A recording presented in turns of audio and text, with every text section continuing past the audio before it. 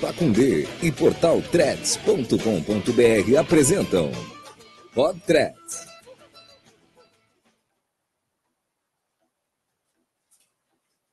Fala, meus queridos, tudo bem? Eu sou a 10, está no ar o Pod Threads, o podcast oficial do portal Threads.com.br, trazendo tudo de bom e de ruim que aconteceu com o Atlético Paranaense na última semana. Um abraço a todos que estão nos acompanhando aí no Facebook, né? Porque no YouTube tomamos um strike até janeiro.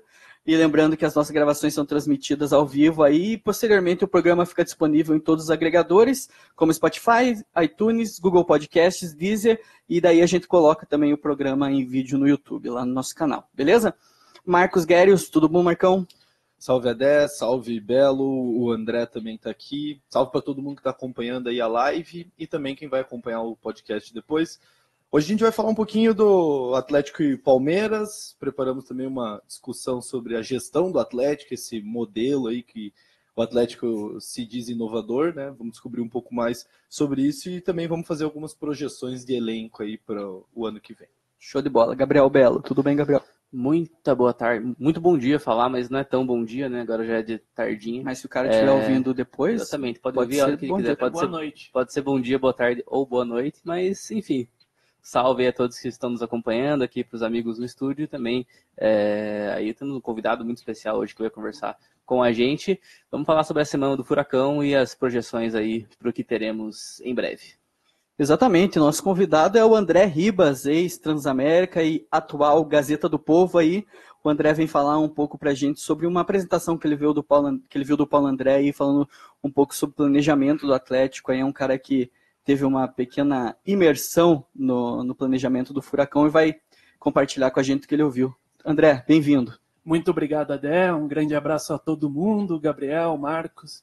Falar um pouquinho aí da Semana do Atlético, projeto de gestão, né, que é bem interessante, e discutir sobre futebol, principalmente. Exatamente. Além disso, a gente vai falar sobre o Atlético e Palmeiras, né? Os contratos de jogadores que estão terminando e as primeiras projeções para o Paranaense. Antes de começar, vamos ouvir a vinheta da Pacundê. Fala galera, tudo bom? Aqui é o Celotas do CastCast e eu tô aqui para te lembrar que esse podcast que você está ouvindo é uma produção da Pacundê. Pacundê é um selo que depende da sua ajuda para continuar com a sua programação e com a sua estrutura. Então acessa pacundê.com.br e ajuda lá com valores a partir de R$5 mensais. Sendo apoiador, você pode se inscrever em sorteios exclusivos de todos os programas da casa. Lembrando que toda terça-feira tem CastCast aqui na Pacundê. Valeu! Isso aí, você que não ajuda ainda a Pacundê, entra lá, que são vocês que pagam nosso estúdio, os nossos equipamentos. Então, é importantíssimo que você entre lá e dê a partir de R$5 por mês. E a gente sempre faz sorteios de camisetas da Threads aqui, vamos sortear umas canequinhas também. Então, 5 por mês é a mesma coisa que uma Amistel na Baixada. Isso por mês é quase nada, beleza? E então, vamos começar a saber do André e o que foi. O Atlético fez uma mesa de discussão, né, num evento que teve na Universidade do Futebol, no dia 15, em São Paulo. André, fala primeiramente o que era o evento lá, para a gente saber o que o Atlético foi fazer lá. Então, o evento aconteceu lá no Pacaembu, né? Dentro do Museu do Futebol, organizado pela Universidade do Futebol. Muito legal, inclusive, o Museu do Futebol, vocês que não foram aí, tem vale a pena. Muito legal, mas é 5 pila para entrar. Baratinho, vale a pena. E o evento teve como case o Atlético, né? Discutindo um pouco das tendências e mudanças do futebol para o ano de 2020. E lá deram palestra o Paulo André, né, diretor de futebol do Atlético, e outros representantes, como o Caio Derosso, Eduardo Barros, que é o ex-auxiliar do Diniz, que ficou aqui no Atlético. E, cara, foi uma aula do que é o Atlético hoje em dia.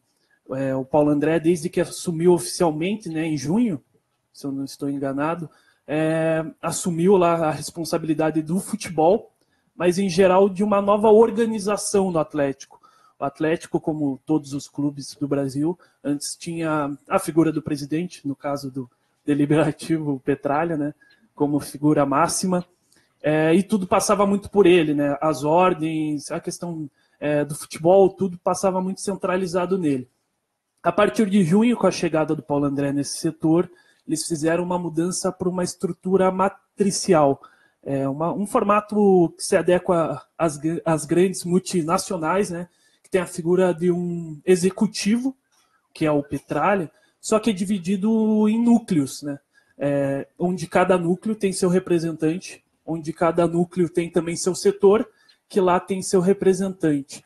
Então o Atlético, em vez de ficar na figura centralizada de uma só figura, que seria o presidente, ele se dividiu em núcleos, em setores, para melhor se comunicar, e já também pensando num projeto de clube-empresa, né, que ainda está sendo bastante discutido, para estar num formato adequado para quando tiver essa possibilidade, os investidores forem lá, verem o formato, que é o clube, que fica parecido com uma empresa, e fica mais interessante para um possível investimento. Então, no geral, foi basicamente isso. Ele passou um pouco dessa mudança estrutural do Atlético, onde tem o Thiago Nunes como uma espécie de técnico geral, né? Ele é responsável pela questão do futebol profissional, aspirantes, que eles colocam como profissional também, e por comandar todos os técnicos das categorias de base do Atlético, né? E é uma figura que também o Atlético está procurando para contratar alguém, para ficar mais na base, né? Para coordenar esses técnicos e deixar daí, caso o Thiago Nunes permaneça, ele cuidando mais dessa parte do profissional mesmo. Então, o Paulo André é uma espécie de diretor-geral do Atlético, que cuida basicamente de todos os setores, que tem o setor de análise de desempenho, de desenvolvimento tecnológico, educacional, são 4 núcleos, e ele cuida meio que, ele fica circulando por cada núcleo, né, gerenciando essa parte, só que dentro de cada núcleo tem um responsável, e cada setor dentro desse núcleo, por exemplo, o Scout é um setor separado de análise de desempenho, que seria daí mais focado no time do que um foco maior no mercado. Então, cada setor tem seu representante, onde pode se reportar a ele, ou ao Paulo André, ou ao chefe do núcleo. Então, fica uma organização que conversa muito. Claro, precisa estar no nível de concentração muito grande, senão você se perde na questão de comunicação, porque são muitos setores, né? E cada um tem seu chefe, então precisa ter uma comunicação muito redondinha. Legal disso é uma preocupação muito grande que eu tenho, cara, que assim, o vovô, né, o Petralha, ele é um cara foda, como empresário, ele é um cara que manja muito de mercado, é um cara que sabe vender, sabe comprar, sabe muita coisa dentro do futebol, só que ele não é um cara novo, né, então até ele ficou doente, vem um pouco mais à tona essa discussão, que o Petralha ele precisa preparar alguém, e hoje em dia eu, pessoalmente, eu estou falando Adé, não vejo ninguém tão preparado quanto o Petralha, eu acho que até é meio óbvio falar isso, para assumir o Atlético caso ele tenha uma licença médica, alguma coisa assim. Então, é importante isso de você realmente se organizar e realmente separar as funções para não ficar tudo dependendo dele, né? O Atlético, nos últimos anos, teve, né, a figura central de tomada de decisão, de segurar treinador, como a gente teve, ou não do Fernando Diniz, mas tudo passava muito por ele. Então agora com essa organização, teoricamente tira um peso. Ele continua sendo executivo, mas também não se sabe como ele vai voltar, né? Pô, ele tá parado aí, quanto tempo já, numa idade já 70 anos por aí, então não sabe nem como que ele vai estar de volta aí. Então é importante essa organização para pensar também no futuro do Atlético. E o Paulo André deixou claro, esse projeto, né, do Mundial 2024, com 60% do time base formado pelas categorias de base, passa muito pelo esse projeto de clube-empresa, né, para você também poder segurar esses jogadores da base, ter uma proposta maior para segurar um Renan Lodge da vida, um Léo Pereira. Então isso também passa pela questão de investimento para poder competir com o Flamengo, com o Palmeiras, competir com os grandes times que têm muito dinheiro. Sobre essa questão do modelo de jogo e tudo mais, acredito que eles devem ter se aprofundado um pouco para falar sobre essa metodologia que o Atlético tem, que tenta implementar da base para os profissionais. Eles falaram alguma coisa sobre isso? Sim. O Eduardo Barros, ele é o chefe do núcleo de desenvolvimento técnico metodológico. Ele cuida basicamente disso. Ele, só para explicar, ele era auxiliar do Diniz, daí foi convidado para ficar no Atlético e agora assumiu essa posição. Então ele é responsável por cuidar da filosofia de jogo do Atlético, que internamente eles chamam de jogo CAP. É o jogo CAP. Isso não quer dizer que todas as categorias de base vão jogar num 4-2-3-1, num 4-4-2.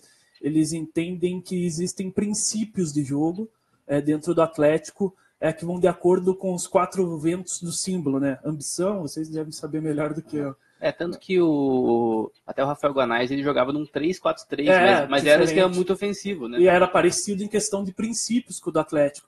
Então eles têm tipo as ideias básicas de jogo, que ele listou lá 17. Por exemplo, ser agressivo, atacar a última linha do adversário com 5 jogadores. É uma coisa que o Atlético faz bastante. Botar os laterais espetados, o Marco Rubens centralizado e os 2 extremos ali mais por dentro. Então eles têm essas ideias básicas para colocar em cada categoria. O Eduardo Barros é o chefe desse departamento, responsável por isso.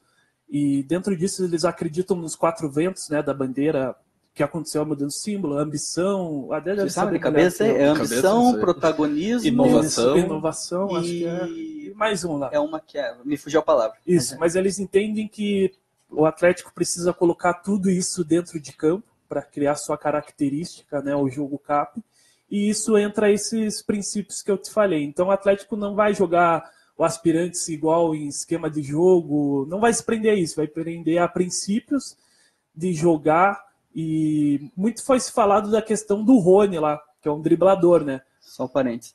Entusiasmo, rebeldia, inovação e ambição. Isso são os 4 que eles acreditam que o Atlético tem dentro de campo. Uma coisa que foi falado desse projeto, o Atlético quer lançar mais dribladores, né? Ele tem o Rony, que não é formado aqui. O Atlético, até que eu me lembre de formar jogadores assim de pontas, eu acho que o Renan Lodge é o mais próximo que chega. Né? Então ele falou talvez muito o Jajá disso. Agora, né? O Jajá é bem lembrado.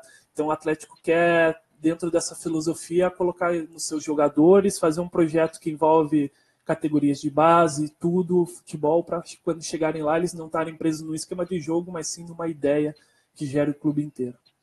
Tem 2 pontos que eu acho muito interessante nisso, que os 2 que você comentou e que até o outro André respondeu, que temos 2 sócios aqui desse outro lado da mesa.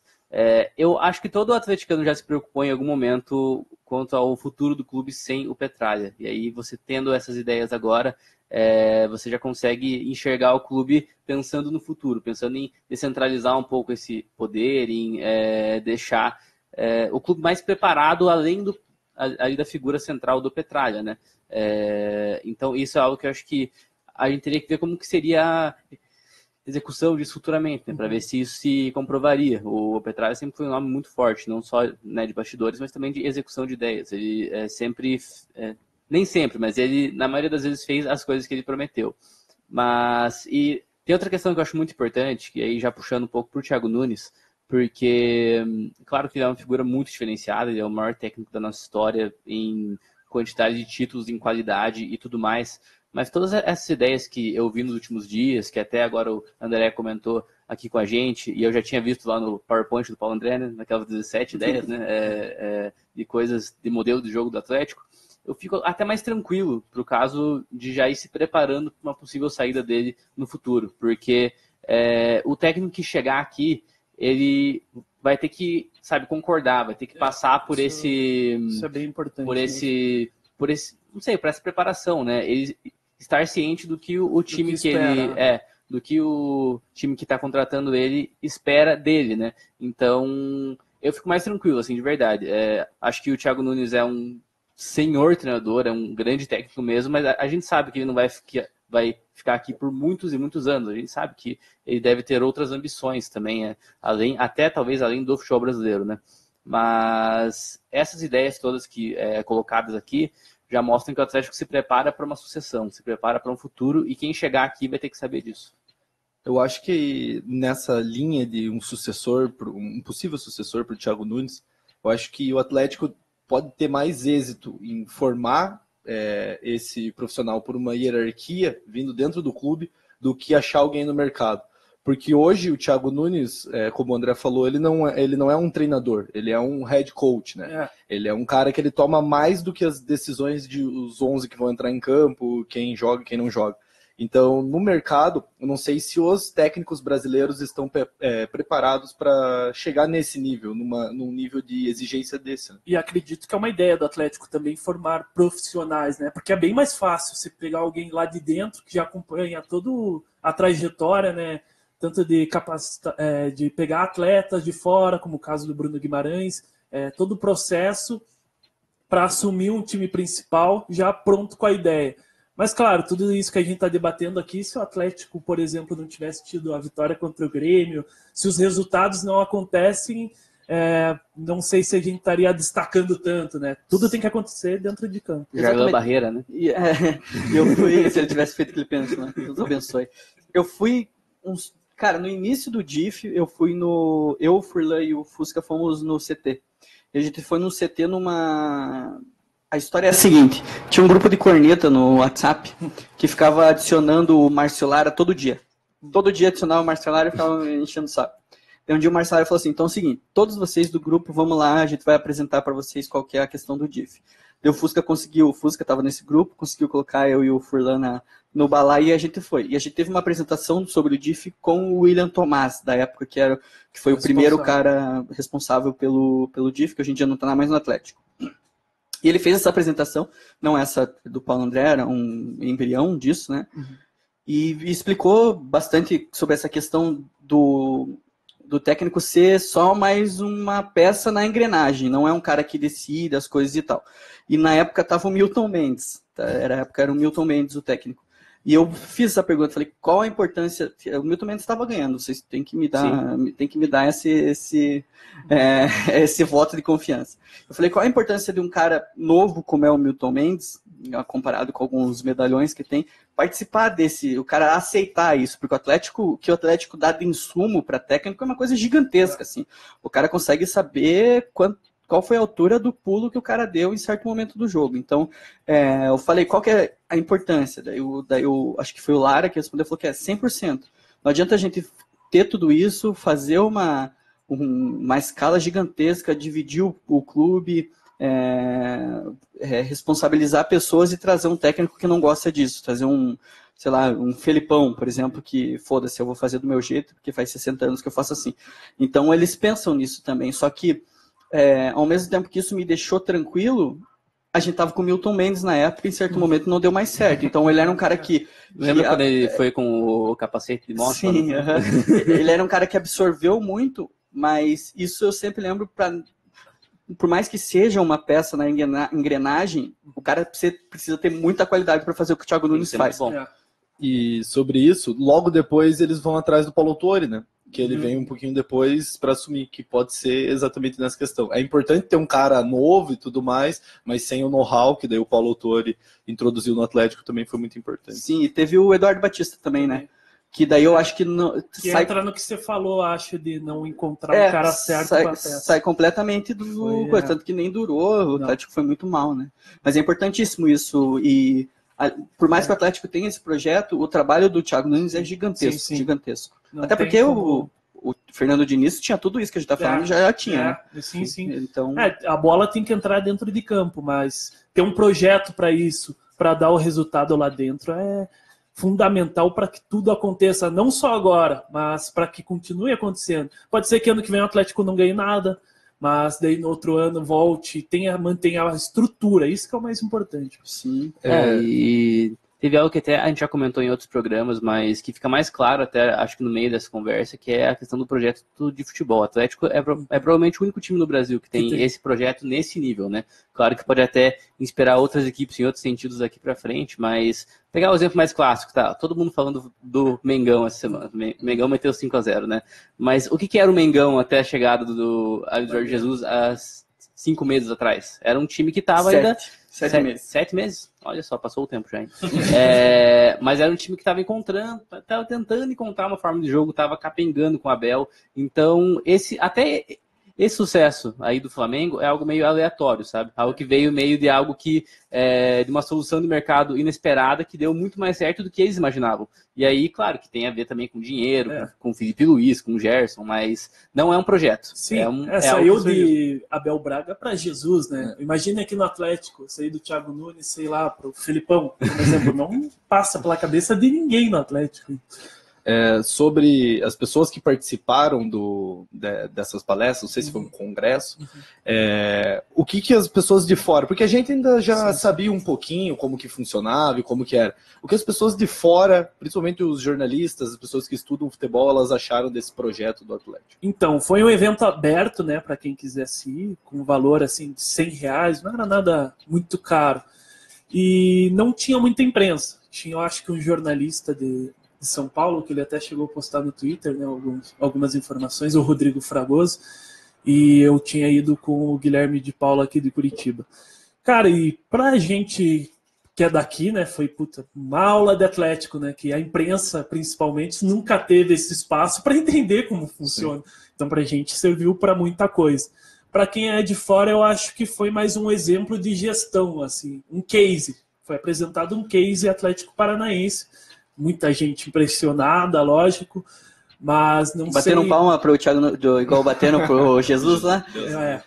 Eu acho que teve umas palmas, mas tá liberado o evento. Mas foi muito bacana para entenderem, né, que o Atlético que está acontecendo agora não é um mero acaso assim, de um título que conquistou, de uma vitória pro Grêmio nos pênaltis, assim, não foi um acaso essa vitória, foi tudo um projeto. Podia não ter ganhado, podia ter perdido, mas ia manter um projeto, né, para quando chegasse lá novamente, tá tudo bem estruturado. Então acho que serviu mais como um case do que está acontecendo no Atlético, né? Porque eu acho que é uma coisa nova para quem vem de fora, principalmente para a mídia, né? Que ainda não sabe muito bem como tratar o Atlético, que está chegando a mais uma Libertadores, está tendo seu espaço. Então, acho que foi mais para isso. Foi um evento que contou com muito professor, analista de desempenho, assim, gente que já trabalha na área. E pouca gente assim da imprensa. Assim. Mas acho que foi muito bacana porque teve o Felipe Rabelo, que cuida da parte de preparação física. Então, cada representante de um núcleo do Atlético. Então, deu para entender bem o que o Atlético pensa assim, de gestão daqui para frente. O Derosso, inclusive, que é de casa. O Caio tá sempre convidado aí, só não sei se o Atlético libera, né? Mas ele sabe que as portas estão abertas aí. Uma coisa que muito se falou durante muito tempo e de forma negativa é o tal do modelo de jogo que sempre falaram mal do 4-2-3-1 do DIF, né?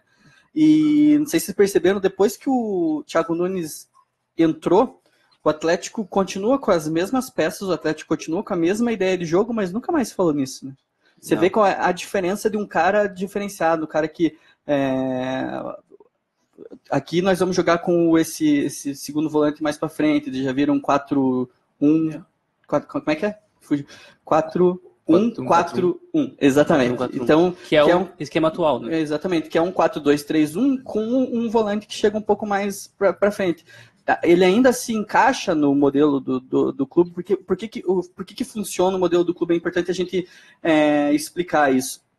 Ele tem esse fechamento de esquema tático, entre aspas, para o Atlético conseguir, dentro do mercado, e quando eu digo mercado, não é um mercado profissional, 95% do trabalho do DIF é na base. Então, o Atlético ele tem um esquema de jogo que o Atlético, para pensar, jogador de 15 anos, 14 anos, que se encaixem nesse esquema. Então, por exemplo, o Atlético precisa de um meia driblador de canto, um ponta. Sabe que precisa porque é assim que funciona. Daqui 3 anos a gente vai ter um cara sendo formado para essa função. Então, a importância desse esquema engessado, que muita gente reclamava, é mais pela contratação e saber do que o técnico que está encaixado no projeto vai precisar daqui 2, 3 anos, do que de fato resolver problema de contratação no meio de temporada para o profissional. Né? Mas essa história do esquema engessado, eu acho que passa também muito pelo que a maneira como o técnico aborda isso para os atletas. Porque pode ter essas ideias, você pode jogar lá no 4-2-3-1, mas, por exemplo, com o Autuori, a gente não via muita variação dos jogadores entrando pelo meio, os pontos entrando pelo meio, ou até o meia centralizado voltando para armar o jogo, o volante que chegasse na área.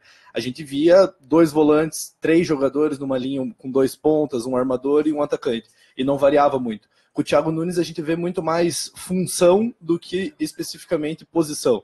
Então não dá para a gente cravar que o Bruno ele é um segundo volante, por exemplo.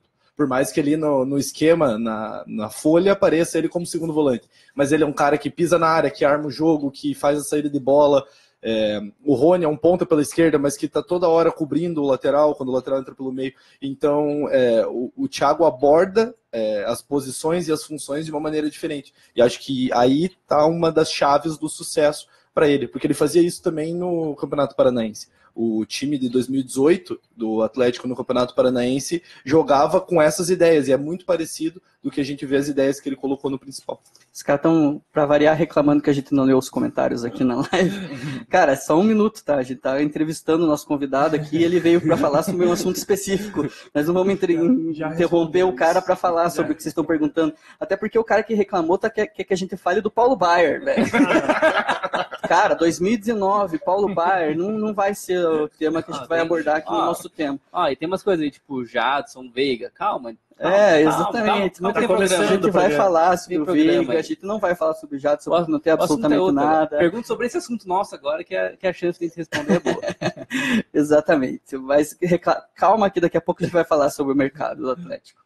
E até importante, até antes de a gente perder essa questão do esquema tático, que o Atlético foi, eu acho que flexibilizando essa ideia ao longo do tempo. Eu lembro, a coisa de 3, 4 anos, o Atlético realmente ele quis que o esquema fosse o 4-2-3-1 e meio que bateu ali, né? É isso.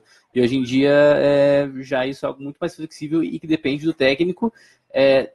Porém, isso tem que estar dentro das ideias de jogo do Atlético. Pode chegar um cara que, não sei, ano que vem, chega aqui e joga com uma linha de 5 lá atrás, mas ele pode ser um técnico ofensivo. Isso é muito possível. O Alegre fez isso lá no Juventus. Então, é muito além do esquema, é mais a ideia de jogo. Eu acho que não só o Atlético, né, mudou essa visão, mas como a maioria dos clubes. Quando se teve o Barcelona com o Case, né, que jogava no mesmo esquema desde as categorias de base, todo mundo, impressionante.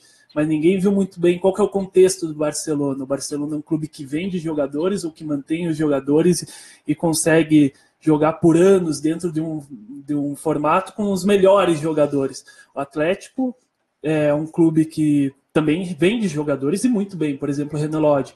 Então esse jogador tem que estar preparado também para um Atlético de Madrid, como está agora, para se adequar a outro estilo de jogo. E assim, cara, não foi uma venda assim, por exemplo, a gente pode dar o exemplo do Vinícius Júnior, do Casemiro, do Rodrigo um pouco menos, porque o Rodrigo já foi titular, né? Mas vamos dar o exemplo do Casemiro, por exemplo. O Casemiro foi comprado, ele foi para a Europa, ele foi para o Porto, se eu não me engano. Ele foi para o Real Madrid depois. Sim, ele foi comprado pelo Real Madrid, jogou no Porto um tempo e aquele tempo de maturação de Europa e não sei o quê. Cara, o Atlético vendeu um jogador pronto, cara. Pronto. Cara, o Lodge, ele em 2 semanas ele era titular do Atlético de Madrid, de um dos melhores Atléticos de Madrid dos últimos tempos, cara. Que os caras fizeram um time bom pra jogar lá em cima, cara, na Champions. E, cara, tá jogando e tá sendo o melhor do time, cara. Não é só... eleito, né, agora. Exatamente, foi do mês, né? Não, e teve algo que me surpreendeu quanto a isso, que eu realmente não esperava, é que o Atlético de Madrid contratou só ele, né, para ser ali o lateral esquerdo titular. Saíram 2 laterais esquerdos, né, saiu o Felipe e o... esqueci o nome do espanhol. Fita, chama ele de Fita. Não, espanhol não, francês, Lucas Hernandes, desculpa. Saiu também os 2 e chegou só o Lodge, né, claro que tem outro jogador da base, enfim, mas ele chegou lá para ser o titular. Isso é algo que eu não esperava realmente e que aconteceu. E, isso mostra aí a preparação do Atlético. Até o Felipe Luiz deu uma entrevista recente, né, que ficou impressionado assim, com a forma que o Rod chegou, já assumiu a posição, até ele brincou, eu para dar uma assistência dessa demorei uns 2, 3 anos, o cara já deu na primeira temporada dele. A declaração do Felipe Luiz foi muito forte, cara. Foi forte. Ele falou que queria até ter ficado mais para ter aprendido um pouco com o Renan Lodge. Levantou a bola do Piá. Mas como ele até falou na entrevista que é muito difícil você chegar num clube com pressão, que nem é o Atlético de Madrid, você com 21 anos, botar a camisa e ser um dos jogadores mais importantes do... O Simeone ainda, que é um técnico muito exigente. Sendo lateral esquerdo, cara. Lembrando que a gente tá falando de um cara, teoricamente, da defesa. né? Lógico que ele não é assim que o Atlético de Madrid joga, mas é um cara de teoricamente a primeira linha, né, do time. O Fábio perguntou: qual técnico encaixa se o Thiago sair? Eu acredito que será alguém daqui do clube. Talvez o Rogério, que vem trabalhando, mas do mercado eu consigo ver também o Thiago Largue. Gosto muito o dele. Largue, tem vários desses caras aí mais novos. O Largue é qual? Eu me confundo o nome dos caras. O Largue foi do Atlético Mineiro. Do Atlético Mineiro. Era exatamente esse cara que eu estava pensando. Então eu acho que o Atlético meio que achou, lógico que tem mais uma tentativa para provar a teoria, né? Mas achou meio que aonde, assim, pegou o Thiago Nunes, que por mais que ele tenha o cabelo inteiro branco, ele é um cara novíssimo, ele é mais novo que o Lúcio, por exemplo, então você achar esses caras novos que já vem de uma formação já para entender esse tipo de insumo que o clube dá. Então eu acho que o mercado do Atlético não é o mesmo mercado dos outros times. Sim. E o Largue é um cara que já recusou algumas ofertas, né? Parece que ele está esperando uma boa chance para voltar para o futebol. Ele que saiu do Atlético Mineiro no meio do ano passado, desde então não trabalhou mais, mas já deu várias entrevistas por aí, mostra que está super atualizado, está acompanhando. América, o Coxa até também tentou aí em um momento. Então tá aí. Na última coletiva, o Thiago relatou que aprendeu muito com o estilo do River e foi enfático falando sobre aproximar desse nível de competição, fazendo mudanças pontuais nos treinamentos e preparação para os jogos. Eu aprendi muito com o River. O River foi uma equipe que eu tive prazer de analisar. Eu vi mais de 12 jogos do River antes de enfrentá-los. E me chamou a atenção, principalmente, a capacidade competitiva deles, né?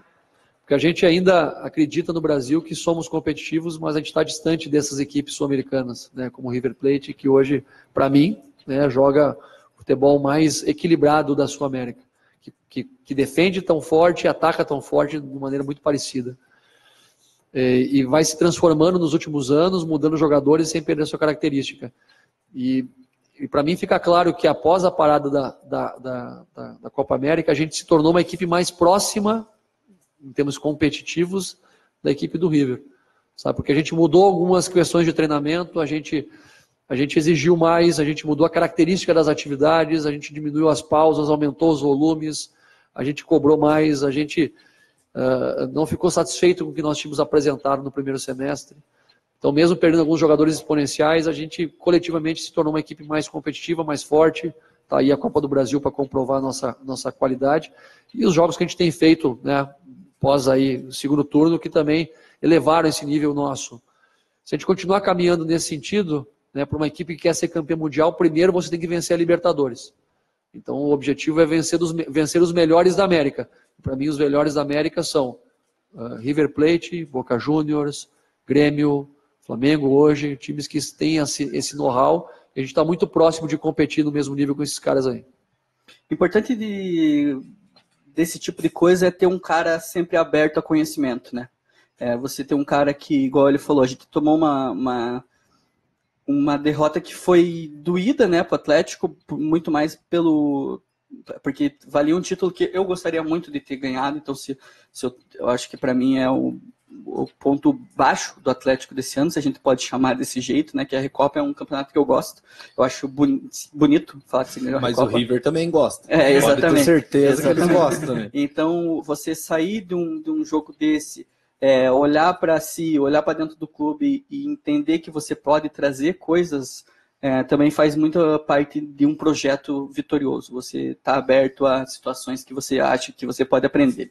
Exatamente, e eu acho que uma fala dessa do Thiago Nunes mostra muito um profissional comprometido com o que o clube quer, né?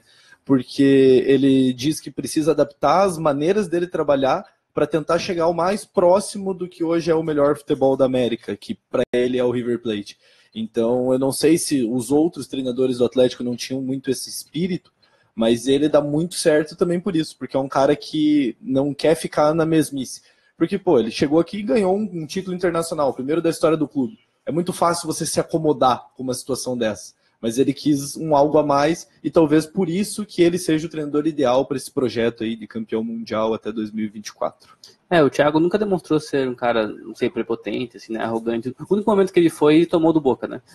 Mas eu tenho certeza que ele não é assim no vestiário também, que ele tá sempre disposto a aprender, melhorar, e essa fala dele de se encaixar ainda no modelo de jogo, de melhorar, é um exemplo, né? Pô, o cara ganhou dois títulos gigantescos e mais a Copa Suruga, né? Que também é um título gigantesco. Fala isso pro Wellington que você vai ver. Você já viram ele vamos bravo? Fazer um jabá aqui pra Copa Suruga. Vocês viram a entrevista dele depois do jogo? O cara falou assim, vocês ganharam aí ainda lá pegando o troféu da Copa do Brasil. Vocês ganharam 2 títulos, 3. Ele interrompe o cara. 3 títulos. Eu tenho certeza que o Wellington tá ouvindo agora. Desculpa, É porque ele perdeu, né? Ele perdeu esse título com o São Paulo. Então foi se tivesse perdido, todo mundo estaria falando. Exatamente. Mas acho que a questão do River entra também muito na figura do Galhardo, né?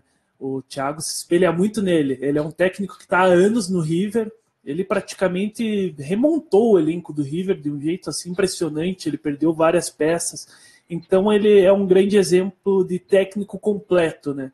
Ele não se prende só nas peças que tem, ele busca variações. O River é um dos times que joga o futebol mais agressivo da América, mas também sabe se defender. Quase sofreu contra o Boca, mas também ele sabe abrir mão disso. Então acho que entra muito também no exemplo do técnico, né, para o Thiago, e com certeza essa questão do River deve ter influenciado bastante ele nesse ano, até em algumas coletivas ele se exaltou um pouquinho, mudou o tom, então acho que foi importante também para ele amadurecer como treinador.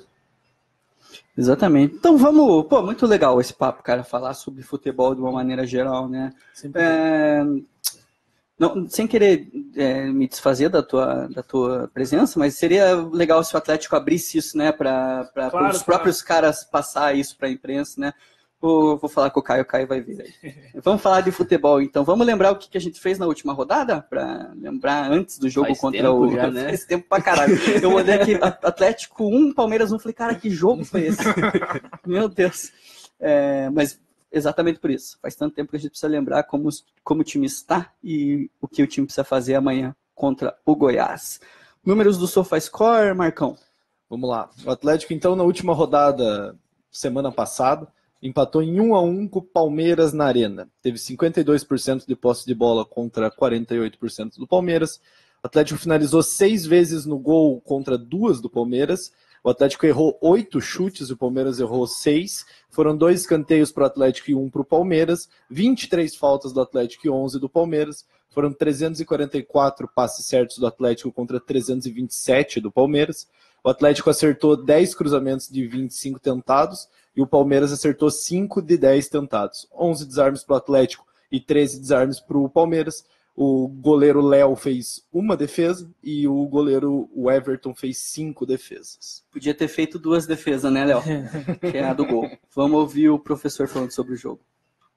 Um jogo duríssimo, né? Porque estamos tratando do vice atual campeão brasileiro e do vice-líder da competição, uma equipe que gosta do confronto físico, faz um jogo muito direto, né, em cima do seu centroavante, segunda bola, um jogo muito vertical, jogadores de velocidade, experientes, e a gente soube jogar, né, a maior parte do jogo bem, saímos jogando de trás, tivemos volume no campo ofensivo, uma ressalva talvez os últimos 10 a 15 minutos do primeiro tempo, onde a gente parou de pressionar tanto os zagueiros do Palmeiras, poderíamos ter sido um pouco mais agressivos naquele momento, e numa saída de bola longa, né, num chute longo, a gente estava um pouco aberto, tomamos o contra-ataque e o Palmeiras achou seu empate.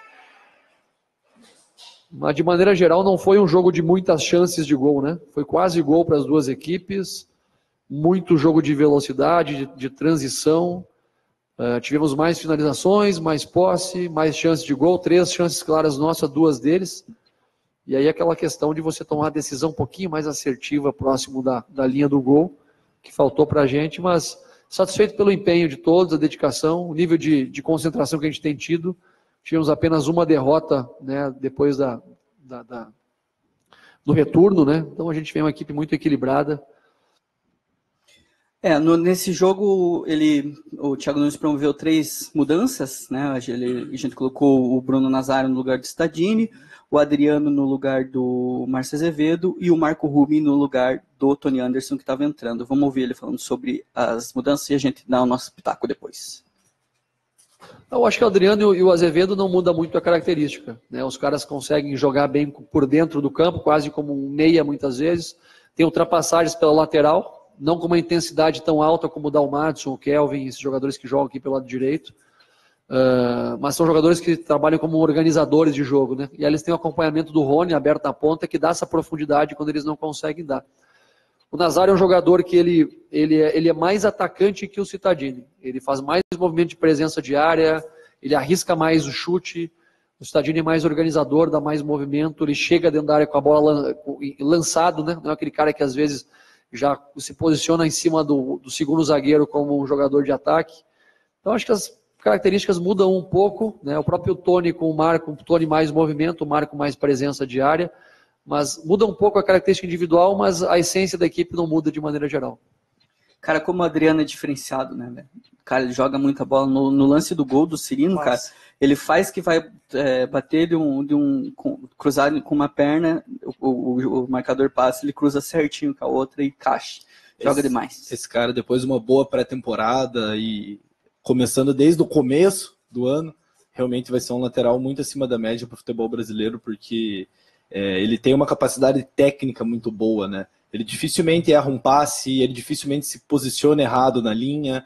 Ele é um cara que consegue fazer essa jogada de linha de fundo, que nem nesse lance, mas ele também consegue entrar pelo meio para organizar o time se precisar. Então é um cara muito versátil que vai ser muito útil. Foi uma excelente contratação do Atlético para essa temporada e para as próximas, né? E ele falou dia desse, né, que o ano dele está começando agora, né? Porque ele realmente veio de uma situação física diferente, teve que fazer um processo aí para poder entrar em campo agora de forma mais efetiva, né? Acho que esse final de ano vai ser importante para ele, para jogar com mais regularidade e se preparar para o ano que vem. Você falou das escolhas do jogo, eu vou dar uma cornetada em uma, tá? Eu achei que a entrada do Bruno Nazário não foi a ideal para esse jogo e eu fiquei de cara por causa do Eric. Porque o Eric jogou muito bem dia desse contra o Corinthians, muito bem mesmo, deixar um ênfase aqui, muito bem contra o Corinthians. Com letra maiúscula e bold. Meteu gol, jogou bem, ele que está aí durante o ano inteiro praticamente, né, tentando essas oportunidades no time principal. Quando entrou e jogou bem, e aí quando tem mais chances aí de talvez entrar em mais jogos, já que ele resolveu rodar ali, dar um descanso pro Léo Cittadini, era para ele entrar, né? Era para ele jogar, era para ele ter mais essa chance. Voltou o Nazário, que está machucado, e já voltou como titular, o que eu achei um pouco precipitado, sabe? Até porque fisicamente ele não estava no seu melhor momento. Gosto muito do jogador, acho ele muito bom mesmo, até dar um novo perfil ali pro meio campo. Ele é mais criativo até do que o Léo Cittadini, menos físico e mais criativo do que o Léo Cittadini, mas era pro Eric jogar, e eu acho que ele tem que jogar mais. O Nazário entrou bem lá no Maracanã, né? Ele fez um bom jogo, ele é um jogador, como o próprio Thiago falou, não de tanta movimentação, mas de estar dando aquele passe para deixar um na cara do gol, de estar ali dando uma finalização mais próxima da área, e de fato ele não fez um bom jogo mesmo. Ele praticamente errou quase todas as decisões que teve e participou muito pouco do jogo, né? Tanto que o Cittadini logo entrou, até demorou um pouquinho para entrar. Eu acho que entra naquilo que se falou de entender um pouquinho o critério do Thiago, né, pela questão do Eric, porque se for ver pelo jogo no Maracanã, até dá para entender ter colocado o Nazário ali, mas ele é um jogador também que vem de muitas lesões, ele precisa passar por essa adaptação, como por exemplo o Adriano. Ele é um jogador que está se adaptando ainda ao Brasil, né, ao futebol brasileiro, a sequência de jogos, e cada vez mais ele está se mostrando mais à vontade em campo. Como você bem disse, Marcos, ele é um jogador que toma muitas decisões certas, dificilmente vai errar uma bola, vai armar um contra-ataque, assim. Ele pensa muito no que fazer rápido, e o passe que ele deu, como a Adé falou ali, foi espetacular mesmo, ali na cabeçada do Cirino. Só uma coisa, cara, que tem muita gente falando sobre o Léo, né, que a gente deu uma cornetada e falou que ano que vem a gente precisa contratar um goleiro. E daí já responderam aqui na live que temos o Anderson, né, cara? E falando disso, eu lembrei que, inclusive, ele foi convocado para a seleção olímpica. Então, O Anderson, ele é um cara que o Atlético já estava monitorando, que ele é um dos bons da nova geração aí, da posição, assim como o Bruno Guimarães também foi convocado para a Seleção Olímpica, a gente dá aquela cornetada, né? Mas não vamos cornetar convocação, né? Deixa o cara ser convocado. Mas dessa vez não teve nenhum brasileiro. Nenhum brasileiro, né? Teve vários brasileiros, mas nenhum jogador que atua no Brasil, né? E até tem um joguinho que o Tite está fazendo que já deu para perceber, tá? Ele está convocando por vez da Seleção Olímpica. Ele convocou o Matheus Henrique da última vez, que ele já tinha ido para Seleção Olímpica, e agora dessa vez foi o Douglas, lá do Aston Villa. Talvez na próxima seja o Bruno. Se bem que o Bruno não foi titular na Seleção Olímpica, isso sim é um absurdo, e fora André Jardine. Mas o Bruno chegou na última convocação, né? Então ele provavelmente nesse torneio de Tenerife agora ele vai ser titular, porque... Até porque saiu o Douglas agora, né? Não, e também porque não tem cabimento ele não ser titular, né? Porque não tem explicação plausível. Jardine tá de brincadeira de deixar ele no banco. E o Anderson deve ter uma sequência no Paranaense. Provavelmente ele deve ser o goleiro. Até a questão do Léo no gol, né? Podemos discutir que ele falhou, mas eu acho que o Thiago Heleno também ali podia ter acompanhado até o fim. Acho que ali o principal erro do Thiago Heleno, desde do Léo, acho que dá para discutir. Aceleração de navio ali, né? Normal, né? Também. Eu acho que o Léo, para mim, falha em 2 momentos do lance. No passe, que ele erra, ele dá um passe muito longo e erra. Podia pelo menos ter chutado para fora a bola. Que o Santos, quando erra esse tipo de passe, ele dificilmente deixa a bola em jogo, né? Ele sempre erra para mais. O passe, mas... Exatamente. Erra para mais. Ele sempre erra jogando um pouquinho. Erra com margem de erro. O Léo jogou para dentro de campo a bola. E na hora do cruzamento, para mim, ele podia ter feito melhor. Não sei se dividido a bola com o cara ali, mas ele saiu atrasado. Ele saiu atrasado na bola e o Davidson adiantou os dois, então... A minha opinião quanto ao Léo se mantém aqui, quanto o que eu disse no ano passado. Ele é um goleiro que tem as suas virtudes, ele tem um reflexo bom, principalmente. Eu acho que ele pega umas bolas tudo errado, mas ele pega. Mas essa questão da saída de jogo realmente dele tá bem complicada. Cara, e ele não é um goleiro seguro, esse é o problema. Exatamente. Ele tem as virtudes aí, mas ele não é um goleiro seguro. Eu falei na Trece TV que se ele tivesse só feito os 2 jogos que foi contra o Corinthians e Santos e não jogado, a gente já tá amando ele agora.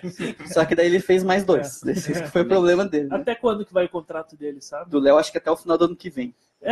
Tem um mercado interessante para ele, se for pensar assim, numa Série B, para emprestar, para ganhar confiança. No Paraná ele foi muito bem, tanto que quando foi contratado, assim, a torcida do Paraná ficou bem... Tafarel, né? Tafarel. Se bem que ele foi pro Atlético Goianiense e não jogou, né? Não jogou, né? Não teve essa sequência. É um caso meio estranho do Léo, né? Tem jogos que ele vai super bem, mostra uma confiança. Contra o Corinthians ele fez um jogaço, assim. Contra o Santos eu achei que ele ainda cometeu umas falhas ali, não acabou saindo o gol, mas umas bolas que ele soltou. Mas é um caso interessante o do Léo. Mas quanto ao jogo do Atlético, bem rapidamente... Tem umas coisas que eu leio que eu fico puto, mas tem uma coisa específica que me deixou até assim, confiante no futuro do Atlético. O Atlético, sem precisar, foi lá e empatou com o vice-líder do Brasileirão e eu vi muita gente muito brava com isso. Eu pensei, nossa, esse é o nível de exigência atual do Atlético, sabe? Então vamos seguir nesse nível que o time vai... Desde que não vai jogador durante o jogo, tá ótimo. Então, pode esse é o tipo de coisa que não pode não tem condição. Nem pro Léo, nem pra ninguém. Nem pra ninguém, nem pro Matos. E nem o time no final do jogo, né? De vez em quando tem uns que forçam uma vai. O Atlético já tá pensando no ano que vem, né? De formar um elenco pro ano que vem. Eu acho que é o único pensamento que ele tem agora. Tem que vai, acho que é só uma vergonha. Tomar um 5-0 aí, daí os caras falam, pô, eu vim aqui... 9-0, que nem... eu vim aqui, vocês não vieram. Teremos para esse jogo aí uma volta importante, né? A segunda volta aí do mês, que o Camacho tem condições de jogo após 6 meses aí de reclusão do Camacho. Jogador que teria sido muito importante esse ano, mas graças a Deus Jesus esteve conosco e a gente não sentiu tanta falta dele, mas joga demais, cara. O Atlético soltou aquele videozinho, bem-vindo de volta Camacho, com o lance dele. Porra, joga demais, né? Tudo bem que jogador. No YouTube até eu sou um bom jogador, né? Mas vi e lembrei. Mas naquele começo de ano, se a gente for lembrar, ele estava jogando muito bem mesmo. Organizando série de bola com muita qualidade, errava pouquíssimos passes, e também uma coisa que ele não fazia tanto com o Fernando Diniz, que eram os passes verticais. Ele estava acertando muito passe vertical, tanto que em um dos passes lindos que ele deu foi um para o Renan Lodge, acho que foi contra o Wilstermann, que ele dá um passe que cruza o campo inteiro, o Renan Lodge fica na cara do gol. Ele tem uma fatiada forte. Né? Ele é muito bom nesse tipo de jogada. Eu gosto, acho que o Camacho, se não fosse um valor exorbitante para ficar com ele, valeria um investimento. Porque não é um jogador tão velho, é um jogador aí que está no famoso auge da forma física, e rende muito bem. Ele não foi mal em nenhum time que ele jogou, né? Até no começo de carreira. E não chama tanta atenção do mercado, assim, se você for pensar. Não é um nome assim que você vai ver um Grêmio da vida. Vou olhar o Camacho. Não tem esse glamour o nome dele no mercado. Então é um jogador bem interessante. Aquele doping lá do começo do ano, para mim pegou mais o do Camacho do que o do Thiago Heleno, porque o Camacho estava jogando demais naquele momento. Ele tem uma questão diferencial com o Wellington. O Wellington, ele marca melhor até, né? Mas o Camacho, nessa construção ofensiva dele lá de trás, ele é muito diferente. Ele quebra a linha toda hora, ele tem passe longo muito bom. Até esse começo de ano que ele fez me fez questionar por que ele não jogou mais ano passado com o Thiago Nunes, né? Porque ele não jogava desse jeito. Ele jogava com muito passe de lado. Aconteceu algo na pré-temporada ali, né? Também teve o efeito de início, ele ficou jogando 20 jogos mal pra cacete, tocando a bola só de lado. Então, até muita gente queria que ele fosse embora junto com o Diniz naquela hora. Então, é um grande retorno agora, né? Vamos ver como que ele vai se portar até o final do ano, como que o Thiago vai usar ele. É muito difícil que ele fique, né? Infelizmente. Mas acho que vale para ele fazer alguns jogos aí até o final do ano, porque ele merece. É um baita jogador e provavelmente seria titular, se ele tivesse ficado aí durante o ano. O Thiago Nunes tem um puta de um problema agora, cara, porque no jogo contra o Palmeiras, eu parei para analisar o Wellington. E o Wellington tá jogando pra caralho, velho. Cara, ele não acerta, não erra um passe, cara. Ele segura a bola, ele inverte, tá jogando pra cacete, cara. Acho que foi a maior transformação que o Thiago Nunes conseguiu fazer em um jogador. Porque ele passou uma carreira que últimos anos aí que não foi muito boa, e desde que ele chegou no Atlético ele mudou. Assim, transformação tardia, né, que eu digo, né? Porque ele já não é jovem, mas tá jogando demais. A gente prende muito o Wellington falando daquele volante de marcação, mas teve até um jogo, não sei se eu vou lembrar, que ele deu um lançamento, acho que foi do Maracanã, né, que saiu o gol impedimento. Não, foi contra o Bahia, que ele foi ele que tocou pro Madison fazer o primeiro gol, foi um lançamento dele. É verdade, eu acho que no Maracanã teve um também, que ele deu pro Madison pro gol. No Maracanã. Foi o passe dele pro Madison e o primeiro gol. Saiu o gol. Não, então eu tô invertido, esse jogo. Então porque o Madison não fez. É um cara que evoluiu muito nesse passe em profundidade, é um cara que evoluiu, eu até coloco ele entre os 3 da Copa do Brasil. Para mim ele foi um dos melhores, assim, principalmente na fase final, assim, eu acho que ele foi o melhor. Não sei o que vocês acham, mas ali na semi, principalmente, no jogo de volta, obviamente, e nas finais ele jogou muita bola mesmo.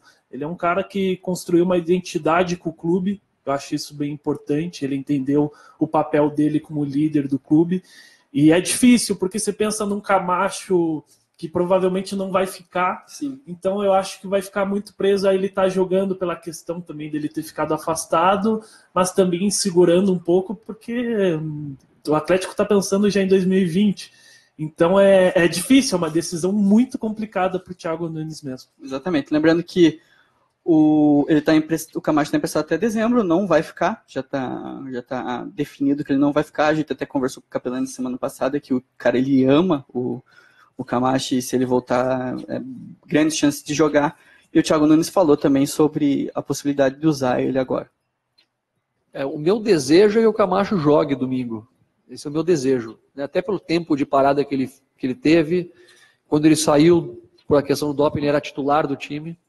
Agora, outros jogadores estão muito bem, né? O Wellington hoje, que é um jogador que estava competindo na mesma posição com ele, hoje é um dos expoentes do nosso time, né? Tanto defensivo como ofensivo. Então eu vou avaliar durante a semana com calma, né? Conversar com o próprio Camacho também, ver os treinamentos, ver a situação, compartilhar com a comissão técnica, como eu faço sempre. Ele vai jogar, talvez não vai iniciar, né, contra o Goiás, talvez mais para frente no próximo jogo. Vou ver, eu não tenho certeza ainda para cravar se ele vai jogar ou não vai jogar, mas o meu desejo é que ele jogue, até por tudo que ele passou na temporada. É mais por isso, né? Mais pelo dar de volta e o tempo que ele ficou fora. Pelo menos nesse final de campeonato, o Atlético nem tem tanta responsabilidade. O cara passou por uma coisa que é erro do clube, né? Que ele não teve culpa nenhuma. e atrasa um pouco da carreira dele, queira ou não, né? Que é um ano sem jogar por uma temporada, né? Não chega a dar um ano, mas uma temporada sem jogar por um erro do clube que você tá. Eu acho bem complicado. Então aí, por essa questão humanitária do jogador, ele vai receber algumas oportunidades. Mas acredito que também não fique para o ano que vem pela questão financeira. Eu acho importante que o Atlético, nesse momento, mostre que ele pode voltar bem, né? O Atlético dê essa condição para ele fazer bons jogos, para que ele saia daqui ainda com algum valor, né? Eu acho ou que o mais Corinthians ou para outro clube. O Atlético, como aconteceu tudo, ele tem o papel ali de preparar o Camacho para ele ter um mercado. Acho que é o papel fundamental do Atlético nesse momento. Exatamente, e vamos ouvir, o Thiago falou também sobre tudo que a gente comentou semana passada com o Capelanes, da questão Corinthians para o ano que vem. Não existe nada. Ninguém do Corinthians me procurou, ninguém do Corinthians procurou o meu representante para falar sobre o meu nome. Até me oportuniza esclarecer uma situação que eu fui informado essa semana, que o meu representante teve no CT do Corinthians, e ele não é só o meu representante, é representante de diversos jogadores de formação, jogadores jovens, jogadores mais experientes. Então ele tem outros assuntos que ele trata em todos os clubes do Brasil, né? Então não necessariamente somente a respeito do meu nome. E mesmo que eu tivesse sido contactado por qualquer equipe, em especial pelo Corinthians, eu não ouviria. Primeiro, em respeito ao Atlético Paranaense. Segundo, em respeito ao Carille e qualquer outro treinador que está em atividade, porque eu não gostaria que fizesse o mesmo comigo, né? Então, para que não haja nenhum tipo de mal-entendido sobre isso, permaneço no Atlético, cumpro meu contrato e não tenho nenhum interesse, eu, Thiago Nunes, de ouvir proposta alguma nesse momento, pelo menos não enquanto eu tiver o vínculo com o Atlético em vigor. É isso aí. Então tá bom. Até o final do ano ele fica, isso já está definido. A partir de dezembro ele vai discutir. Mas eu acredito que as conversas estão sim acontecendo, né? Até porque não pode chegar no dezembro e falar obrigado, tchau, tô indo embora, daí o Atlético fica, beleza, o que a gente faz agora sem planejamento, né? Mas mais do mesmo, né? Eu acho assim, ele pode sair agora, claro, mas no momento o melhor projeto para ele é ficar no Atlético, porque mesmo se as coisas não ocorrerem bem ano que vem, ele acabar saindo depois do, não sei, vamos supor, uma trágica eliminação na Libertadores, alguma coisa assim, ele ainda assim vai ter mercado. Ele ainda assim vai ser lembrado como um técnico que em 2 anos ganhou 3 títulos, um técnico bom de uma nova safra. Então eu acho que nesse momento seria interessante dele ainda permanecer para jogar mais uma Libertadores e tudo mais, porque eu acredito que ele vai ter mercado aí por uns bons anos. Se a gente vê Zé Ricardo, Jair Ventura teve mercado aí também, que fizeram muito menos do que ele. Então eu acredito que ele vai ser um cara que vai ter mercado. A gente repercutiu muito disso na última semana, né? Aqui no papo muito bom que a gente teve, inclusive, mas que eu lembro do papo que a gente teve olhando para cá, né? Ele estava aqui falando com a gente. Mas, pô, eu vou meio que repetir, assim, eu entendo se ele sair, se ele quiser tomar outro rumo para carreira dele, seja para o Corinthians ou seja para outro time, outro projeto, mas para ele realmente seria melhor ficar, e a torcida do Atlético, claro que espera muito isso, porque ele tem entregado muito desde que ele chegou aqui, né? Então, e claro, vai ser ótimo para a sequência aí do nosso projeto, que não depende do Thiago Nunes, mas o Thiago Nunes é uma parte muito, muito importante para a gente. Eu acho uma escolha muito difícil assim para dar opinião, porque é uma coisa que muda a vida dele drasticamente. Sim, ele vai ganhar muito dinheiro, cara. Imagine, ele tá rolando o Brasileiro agora e ele tá pensando numa decisão que vai mudar a carreira dele, para positivo ou para negativo, ou deixar no mesmo nível. A questão do Atlético, ele ganhou todos os títulos possíveis até aqui, né? E pensando para um ano que vem, a Libertadores é um sonho mais distante assim de se alcançar, né? O Atlético, tudo que ele poderia alcançar, ele alcançou. Daí Libertadores você já entra num patamar de terrível, Boca... Nem tem como cobrar de um time que vence a Libertadores, né? A cereja do bolo, mas... É o que o Atlético quer, né? Você fala em Mundial 2024, mas só se ganha Mundial tendo a Libertadores. Sim. Então, tendo a Libertadores, o Atlético não tá... Agora nem tanto, visão, né? Que agora vai entrar... Vai entrar a Sul-Americana. Mas o Mundial... Mas pode ficar muito mais difícil também. Mas a Libertadores também tem um carinho, porque o Mundial, a gente provavelmente não vai pro Mundial. Eu acho o título de Libertadores... a cereja do bolo do Eu Atlético, sempre achei o título de Libertadores muito mais relevante relevante que o título mundial, mas isso é opinião minha. Mas acho que é isso. Ele, se quiser fechar o ciclo agora de idolatria do Atlético, ele termina como o melhor técnico da história do clube. Pode voltar daqui uns 5 anos, mas tudo depende do projeto de vida dele. Daí eu acho melhor não dar minha opinião. Deixar o homem decidir. Além do contrato dele, tem mais alguns contratos terminando aí no fim do ano. Rubem, né? Rubem primeiro. Tem o empréstimo com o Rosário Central terminando em 31/12, e o contrato dele com o Rosário vai até o final do ano que vem. Então o Atlético precisaria exercer a compra dele de 1,9 milhões de dólares. Que é dinheiro de pinga, né? Para quem ganhou a Copa do Brasil. Pelo retorno que o próprio Marco Ruben dá, eu acredito que seja um investimento... Pelo que o Lodge deu dinheiro pra gente também. Eu acho que a grande pergunta do Marco Ruben é quem que viria para o lugar dele. Eu sempre me pergunto isso também. Eu acho que o segundo é o Thunderson, né? Thunderson vai voltar pro Grêmio, já está definido, já foi dito aí, o Grêmio não tem interesse, o Atlético não tem condições. O Pedro Henrique, que nada foi definido ainda, a gente até conversou com o Caplanes que nesse momento ele não teria nem espaço no Corinthians, então é um cara que vem jogando bem aqui, eu acho que ajudaria, mas assim. É mais ou menos tipo o Camacho ano passado, assim. O Camacho ano passado também um pouco jogou, mas ajudou nos jogos que jogou, né? Mas é um cara que compõe o elenco. Exatamente. Uma boa peça para se ter. Lúcio também vai até o final do ano, não sabemos o que vai ser do Lúcio aí, tem muita gente, até o Thiago do 3 Pontos trouxe que ele vai ficar. Eu sou muito fã do argentino, sou fã demais, brigo por causa dele, tenho uma raiva quando se desmerece a história dele, mas eu acho que ele tinha que parar de jogar. Não é nem questão do Atlético... Renovar o Atlético. Não. Exatamente, para sendo campeão. Ele devia ser o treinador do Sub-23. Então, o André falou aí que o Atlético está procurando esse cara para coordenar a base. De base. Vai que é o Lúcio.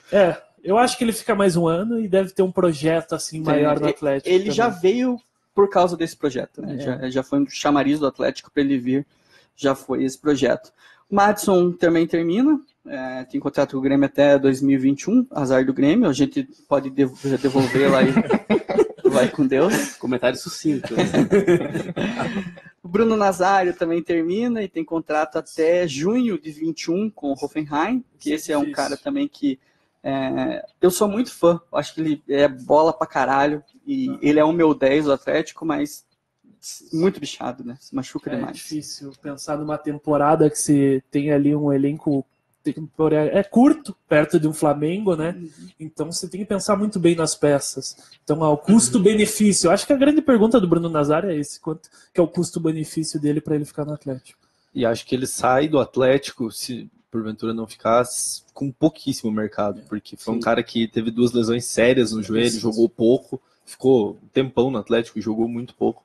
Então é um cara que vai acabar sendo uma opção aí para clubes um pouquinho, de um patamar salarial um pouquinho abaixo. Um Oeste aí. Não digo um Oeste, que daí é um patamar muito abaixo. Né? Não, mas ele o Oeste é um... eu acho que tirando os 4 do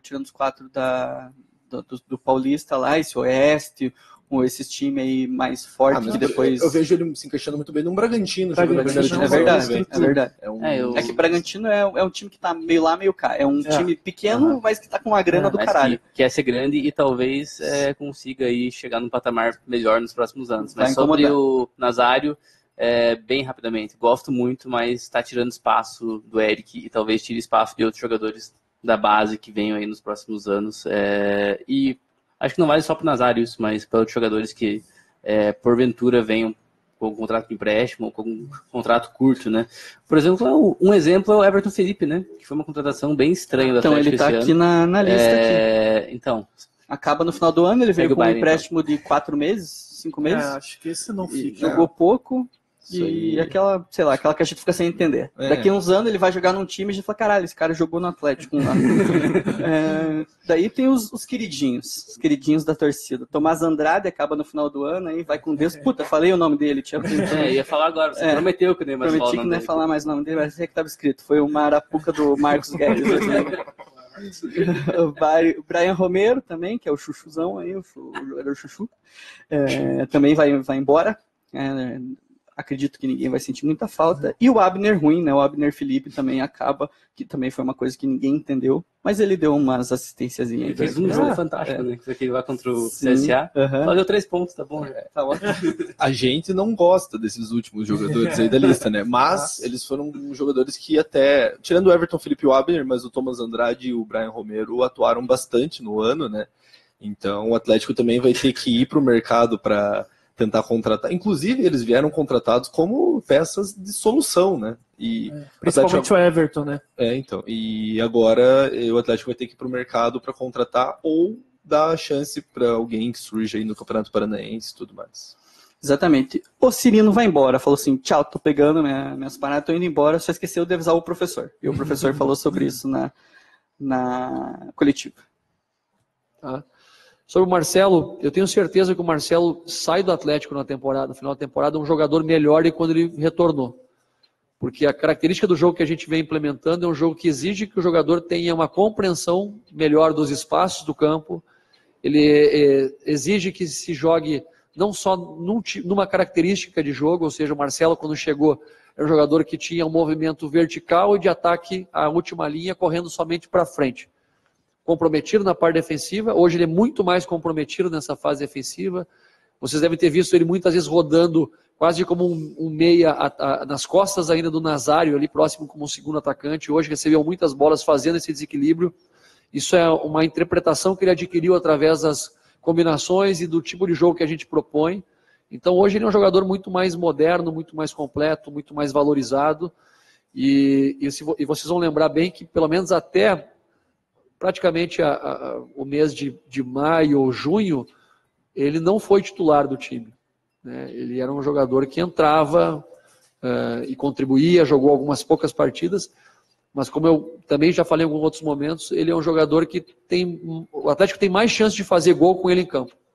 Isso é uma questão estatística e comprovada também pelo número de finalizações que ele tem, a presença diária que ele dá. Hoje, mais uma vez, fez um gol, né? E eu fico feliz que, de alguma maneira, eu possa ter contribuído com esse processo de melhora dele. Não foi nessa, né? Foi na outra que ele falou que eu não estava sabendo. Que o Marcelo não tinha avisado ele que ia sair. Mas tá aí, o Marcelo, eu acho que tá certo ele. Eu recebi informações que não temos propostas na mesa do empresário ainda, não tem nada concreto, nem do Corinthians, que saiu essa semana aí.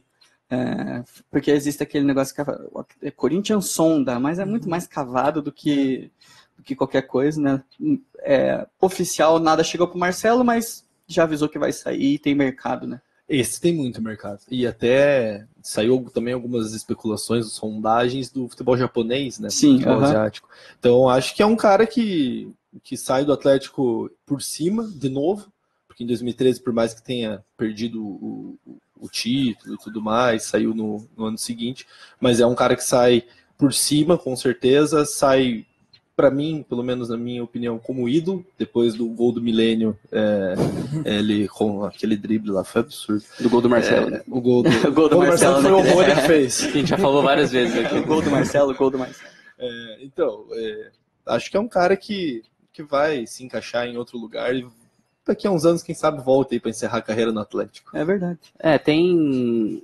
Né, gosto muito, grande jogador, ídolo do Atlético, teve aí até um momento inesperado aí nesse final de passagem dele, mas ainda bem, né, porque foi um lance desse que é para ficar na memória do torcedor para sempre. Então, sabe, que tenha um bom restante de carreira aí, que consiga se encaixar em algum lugar. Questiono nesse momento se precisa ser titular todo jogo e ter tanto tempo de jogo, porque tem gente pedindo passagem, né, para jogar nesse momento, Pedrinho, Vitinho, já que ele não vai ficar, e aí não tem nada de relação com tudo que ele já apresentou pra gente, pelo grau de idolatria que ele tem, mas tem relação com o que outros jogadores podem aprender nesse momento até no final do ano, né? Talvez seja o momento de agora pensar aí em dar mais minutos para outros jogadores da posição. E o ano dele foi bem engraçado, né? Porque ele teve ele chegou no Atlético, né? Num momento muito bom. Cara, ele jogou pra caralho. Muito, os três primeiros jogos absurdo. dele ano passado. Foi um choque, né? Pra gente. Nossa, absurdo. Teve um jogo lá contra o Ceará, né? Fora de casa, num contra-ataque que ele era ele se machucou, inclusive, que ele se lesionou. Foi ali que ele tava tendo uma sequência absurda. Daí depois ele ainda foi bastante discutido pela torcida, até nesse ano, né? Até a final ali tinha muita gente, ele até estava sendo vaiado em alguns jogos, né? Então a final mudou o patamar dele na visão do clube, do torcedor, de uma forma absurda. Eu acho uma decisão meio estranha para se agora a gente está no mês de outubro, então eu acho que ele já tem visto o mercado aí. Mas eu acho mercado japonês. É muito mais a questão do ano do Atlético. Pode o Atlético ser. já não tem muito, então pode ser. ele já deixa. Tô no mercado. Mas eu acho que ele tá pensando assim no mercado chinês, japonês. Eu acho que ele deveria. Eu acho que é o que passa pela cabeça dele. Não é um Corinthians jogar assim, um clube com pressão. Ele quer dar uma tranquilidade para a vida dele, para a família dele, e quem sabe daqui a uns anos voltar aí para fechar no Atlético. Nossa, acabei de ficar triste, mano, que a torcida do Atlético já vaiou o Marcelo Cirino. Bem que pra torcida do Atlético vaiar alguém, basta o cara não ser... Errou 2 passos. Não falar espanhol, né? Porque de resto vai tudo bom. E aí, ele teve presente nos grandes momentos, a final da Copa do Brasil, que perdeu pro Flamengo. Ele é um cara esquisito, assim, Aqui todo mundo, pelo jeito, gosta dele, mas se você perguntar assim na rua, não sei se vai ter tanto essa... O Marcelo foi um tema recorrente aqui, que a gente sempre falou que foi um problema muito mais psicológico, acho que ele tem, assim, dele precisa ter uma importância muito grande para ele jogar bem, mas e chegou ali num momento que ele fez o nome dele e realmente, se sair agora, ele vai sair por cima, né? E outra coisa, só pegando o gancho no que o Thiago falou também, ele sai um jogador diferente, né? Porque quando ele vem pro Atlético, ele era muito aquele cara ou da ponta direita, que jogava em velocidade, corredor, às vezes como um centroavante, mas com menos intimidade. E hoje ele já faz essa posição de centroavante com bem mais mobilidade. É um cara que está jogando indo de trás, né, dando passe. E também faz a função aberta pela direita. Então foi um cara que ganhou um pouquinho mais de repertório jogando com o Thiago. E como ele falou, sai bem mais completo do que chegou. A gente tinha mais uma pauta aqui que era começar a falar sobre o Paranaense, mas vamos deixar para as próximas semanas, que tem tempo, já passamos o nosso tempo aqui normal, o papo foi bom hoje. Daí a gente chama aí o Furlan, alguém que manja de base também, para dar um grau para a gente falar sobre o Jajá e os caras que a gente não um programa inteiro para falar do Paranaense. Sim, exatamente. E tem tempo, né? Já que o Atlético não está fazendo muita coisa no Brasil. Obrigado, André. Muito obrigado pela tua presença. As portas sempre abertas sobre o que você quiser falar aí. Cara, muito obrigado pelo convite, Marcos, Gabriel, Adé. Acho que foi um papo bom, né? Deu para debater bastante muito coisa bom. Do Atlético, questão de gestão, futebol. Acho que foi bem legal e sempre que precisarem eu estou à disposição. Fechado. Valeu, Marcão. Salve Adé, salve André, o Belo, todo mundo que acompanhou aí, todo mundo que vai acompanhar nos agregadores de podcast. Mandar um abraço pro meu pai, né? Aquele abraço clássico pro meu pai. O André até levantou um dedinho aqui. Importante, se eu não mandar um abraço pro meu tio, eu acho que ele infarta. Então um abraço, tio, ele tá assistindo. Grande abraço. E é isso. Valeu, falou. Semana que vem, então, a gente aborda um pouquinho mais a base do Atlético. Exatamente. Valeu, Belo. Valeu, pessoal. Valeu, Adé. Valeu, Marcos. E pro André, nosso convidado de hoje. Já te acompanho faz muito tempo aí nas redes sociais. Tinha te visto aí uma vez, mas nunca tinha conversado. Então, valeu aí pela presença, pelo papo. Pessoal perguntando muito aqui. E o Jaderson? E o Vitinho? E o Veiga? Fique ligado aí na programação da Atletas TV. Exatamente. Somos quase um canal de televisão já, né? Então, fique ligado aí que você vai ouvir sobre tudo isso. Exatamente. Um abraço a todo mundo. Sobre o Veiga, tem a intenção do jogador de vir, mas ainda nada foi aberto. Mas vai ter muito mais, aproveitando o ensejo em tretes.com.br. Entre aí durante a semana que tudo de novidade será postado. Nossas redes sociais, Instagram, Twitter, Facebook, YouTube, tudo /tretesoficial. Entre lá e fique por dentro sobre tudo o que acontece com o Furacão. Beleza, galera? Até semana que vem. Fiquem com Deus e tchau. Pacundê e portal Tretes.com.br apresentaram Pod Tretes. Foi bom. Nossa, falar disso que o Atlético...